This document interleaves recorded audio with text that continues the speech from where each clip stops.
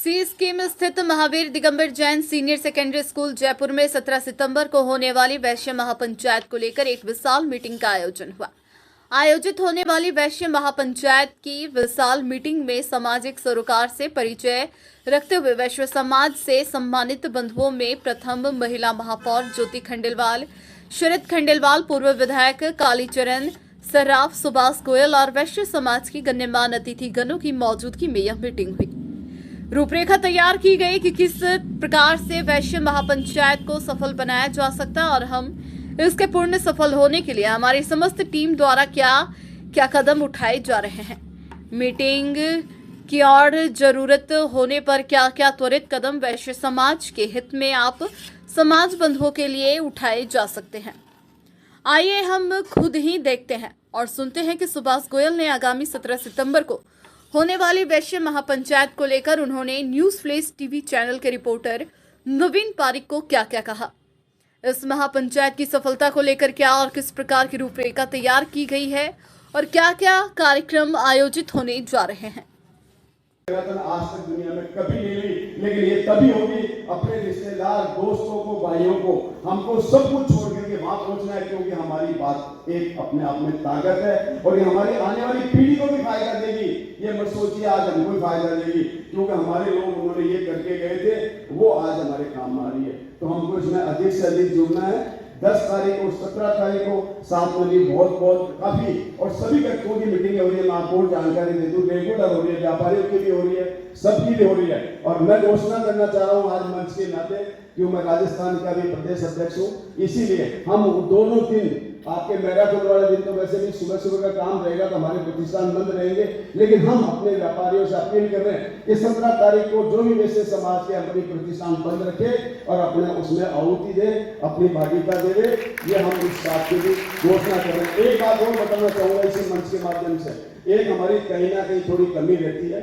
जब भी जहां चुनाव होते हैं, चाहे विधानसभा हो या लोकसभा हो, हमारे लोगों की वोट प्रतिशत कम रहती है। ये इसका बहुत बड़ा हमको एक तरह से आज जो राजनीतिक में लाभ मिलता है वो कम मिल पाता है। उसका कारण है इस बार हमने स्थानीय कि जिस दिन चुनाव होगा, जिस क्षेत्र में चुनाव होगा, वह हमारे 100% हम प्रतिष्ठान बंद रखेंगे और हमारे कर्मचारियों को, हमारे परिवार के लोगों को हम वोट दिलवाएंगे। और इस बार आपको बता देता हूँ, इस वैश्य पंचायत के नाम से अगर राजस्थान में जो सरकार बनेगी उसमें ये मैसेज आएगा कि इस बार व्यापारी, क्योंकि अपने 90% व्यापारी भाई लोग हैं, व्यापारी और वैश्य समाज की ओर से सरकार बनी है, इसको हमारा स्थान आपको देना पड़ेगा।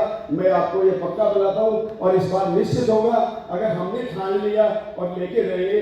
पुनः पुनः आपको बहुत बहुत बधाई, धन्यवाद। वहाँ पे वैश्य समाज का टिकट ये कह के काट देता है कि ये लोग तो वोट देने तो जाते नहीं है, जिसका जब मन आता है वो अधिकारी का ट्रांसफर कर देता है, उसकी जहाँ इच्छा होती है वहां कर देता है। न्यायिक सेवाओं में उसका ट्रांसफर करते क्यों? क्योंकि बार बार हमको ये महसूस होता है कि कहीं ना कहीं हमारे लिए जो संगठन की जो ताकत है उसको अब दिखाने की आवश्यकता है। और इसके लिए बहुत जरूरी है कि 10 तारीख और 17 तारीख दोनों दिन हम अपने समाज के लिए अपना समय निकालें। और देखिए, हमारे डेडिकेशन को और हमारे समर्पण को तो चैलेंज किया ही नहीं जा सकता।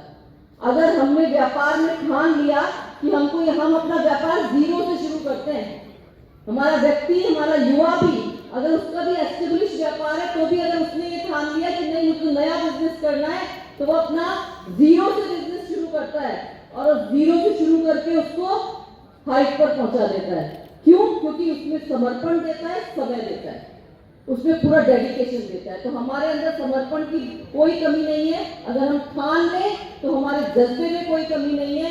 इसलिए 17 तारीख और 10 तारीख के कार्यक्रम में भी सफल होने में भी कोई संदेह नहीं है, लेकिन सिर्फ और सिर्फ हमारे मन में, हमारे जज्बे में ठानने की बहुत आवश्यकता है।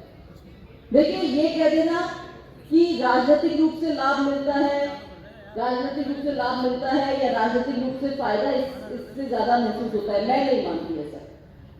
अगर हम राजनीतिक व्यक्तियों को समाज की ताकत मिलती है तो हम मजबूत होते हैं, लेकिन आपका प्रतिनिधि अगर राजनीतिक रूप से ऊपर जाता है तो उससे आपको और समाज को भी ताकत मिलती है। इसलिए जरूरी है कि हम दोनों तरफ से अपनी ताकत को जो है वो पूरा आजमाएं। मैं तो एक बहुत छोटा सा उदाहरण देती हूँ। मेरा मेयर का कार्यकाल रहा, मैंने नगर निगम में कार्यकाल और भी हुए और भी मेयर आए, सब अपने अपने हैं। मैं वैश्य समाज के प्रतिनिधि के रूप में कालीचरण जी बैठे हैं, मोहनलाल जी भी है, अशोक लाल जी भी है। हर व्यक्ति के पास अगर वैश्य समाज का व्यक्ति गया होगा तो उसका काम निश्चित रूप से हुआ होगा। और अगर मैं मेयर के रूप में अगर थी तो एक समय ऐसा था जब चाहे सीओ आरपी जैन साहब, हमारे CFO ML Gupta ji, planning के कमिश्नर सिंगल साहब, रेवेन्यू के कमिश्नर गोयल जी, यहाँ तक कि मेरे ओएसडी अजमेरा जी, एक्सीएल हेडक्वार्टर नाटानी जी, क्यों मिला ये मौका उनको? वैश्य समाज के हर व्यक्ति को निगम में प्रभुत्व रूप से मौका मिला क्योंकि वैश्य समाज की मेयर वहां पर बैठी हुई थी। व्यापार में ताकत रखते हैं, हर क्षेत्र में ताकत रखते हैं, तो यदि आप लोग एक होकर के संगठित होकर के यदि ये प्रण ले लेंगे कि राजनीति में भी हमें ताकत बतानी है तो निश्चित रूप से आप बता पाएंगे। 10 तारीख को मैराथन दौड़ है, मैराथन दौड़ यदि फैल हो गई तो आपका वैश्य महापंचायत भी सफल नहीं होगी। तो सबसे पहले मैराथन दौड़ में अपने ज्यादा से ज्यादा लोग शिरकत करें। और फिर 17 तारीख को कितना बढ़िया मामला है कि आपकी 17 तारीख को मैथिली समाज की वोट भी वैश्य महापंचायत का 17 सितंबर को मानसरोवर में एक बहुत बड़ा एक महापंचायत सम्मेलन होने जा रहा है। उसी के तहत आज भी हमारे मैसूरी समाज घटक के द्वारा आज इस महावीर स्कूल में एक मीटिंग रखी गई है, जो कि बहुत बड़ी विशाल मीटिंग रखी है कि उसकी रूपरेखा कैसे होगी और कैसे उसको आगे सफल बनाया जाएगा। उसी के तहत आज मीटिंग रखी गई है। आज पूरे मैसूरी समाज के अलावा अन्य घटकों के लोग भी यहाँ पर उपस्थित हुए हैं। 10 तारीख को इसी आई से स्कूल से रवाना होगी, जो सुबह मैराथन के रूप में, इसमें बच्चे, महिलाएं और समाज बंधु वैश्य समाज के सभी लोग इसमें भाग लेंगे, दौड़ेंगे और सब जगह उनका स्वागत भी किया जाएगा। उसके बाद समापन रामनिवास बाग के सामने रामलीला मैदान में किया जाएगा। वहाँ पर अपने गीतों का प्रोग्राम भी रखा गया है। उसी के साथ में 17 तारीख को सुबह 10 बजे एक महापंचायत का प्रोग्राम चित्रकूट स्टेडियम के बाहर वहाँ रखा गया है। और मैं सभी से निवेदन करना चाहूँगा, इसमें अधिक से अधिक लोग पधारे, अधिक से अधिक लोग इसमें भाग लेवे।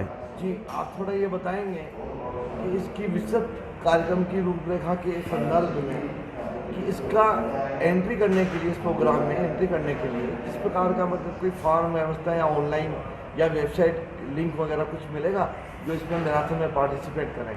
अभी आपके लिए उसमें मैराथन में जो भाग ले रहे हैं उनके लिए एक ड्रेस कोड रखा गया है, टी शर्ट और कैप के लिए।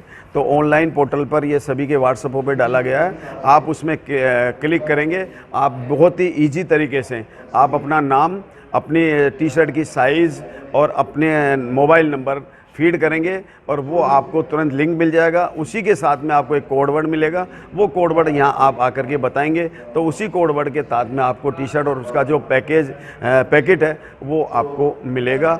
जिसकी भी पैकेट तैयार किया है उन सबको। राजस्थान के ही प्रदेशवासी इसमें भाग ले सकते हैं या ऑल इंडिया लेवल से? ये पूरे राजस्थान लेवल से किया हुआ है, लेकिन वैश्य बंधु तो पूरे हिंदुस्तान में ही है। ये प्रोग्राम पूरे राजस्थान की ओर से है, लेकिन इसमें पूरे हिंदुस्तान के वैश्य समाज को लोगों को आमंत्रित किया गया है और सभी इसमें आएंगे। इसमें कितने करने का समय रखा गया वैसा? अब सुबह 10 बजे से प्रारंभ होगा। अब उसमें जितना लगेगा समय, सब लोगों की भावनाएं सुनी जाएगी, अपनी एक परिचय दिया जाएगा। उसमें भोजन व्यवस्थाएं भी की गई है, जो भी उससे संबंधित व्यवस्थाएं भी रखी गई है। अक्सर मैराथन में हम देखते हैं कि सेलिब्रिटीज़ आती हैं या बड़े बड़े काफ़ी नामचीन हस्तियाँ आती हैं। क्या इस प्रकार का आपने किसी को निमंत्रण दिया है? नहीं, वैसे हम सेलिब्रिटी के हिसाब से तो निमंत्रण दिया है, सभी सेलिब्रिटी है। ये समाज का एक घटक के रूप में काम किया जा रहा है, समाज को एकत्रितता के रूप में किया जा रहा है और एक